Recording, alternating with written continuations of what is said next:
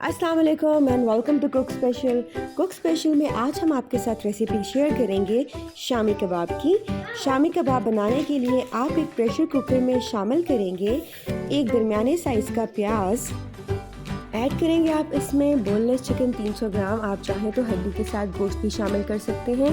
चने की दाल आप लेंगे 1 कप, जिसको आप 1 घंटा पहले भिगो देंगे या ओवरनाइट। फिर आप इसमें शामिल करेंगे 1.5 कप पानी, अदरक का 1 इंच का टुकड़ा, लहसुन के जव्वे 7 से 8 अदद। शामिल करेंगे इसमें काली मिर्च पाउडर 1 चाय का चम्मच, साबुत जीरा 1 चाय का चम्मच, काली मिर्च के दाने 10 से 12 अदद, दालचीनी का टुकड़ा 2 अदद,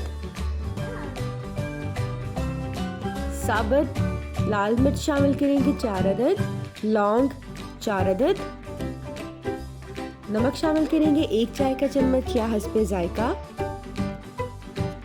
मिक्स कर लें और फिर प्रेशर कुकर को बंद कर दें तकरीबन 10 मिनट के लिए मीडियम फ्लेम पे, या अपने प्रेशर कुकर के हिसाब से जितना टाइम आप देना चाहें।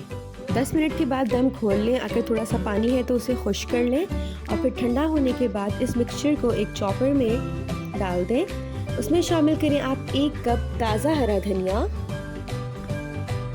शामिल करेंगे आप इसमें 5 से 6 अदद हरी मिर्चें। अब इसको चॉपर में चॉप कर लें और एक स्मूथ मिक्सचर बना लें। हाथों को हल्का सा ऑयल से ग्रीस कर लें और फिर इस तरह से दरमियाने साइज़ के कबाब बना लें। इस मिक्सचर से आप आराम से 18 से 20 अदद कबाब तैयार कर सकते हैं।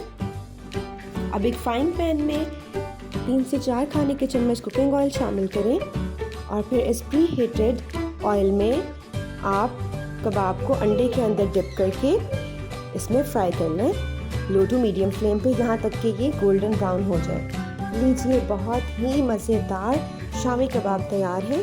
आई होप आपको रेसिपी अच्छी लगी होगी। अपना ख्याल रखिएगा।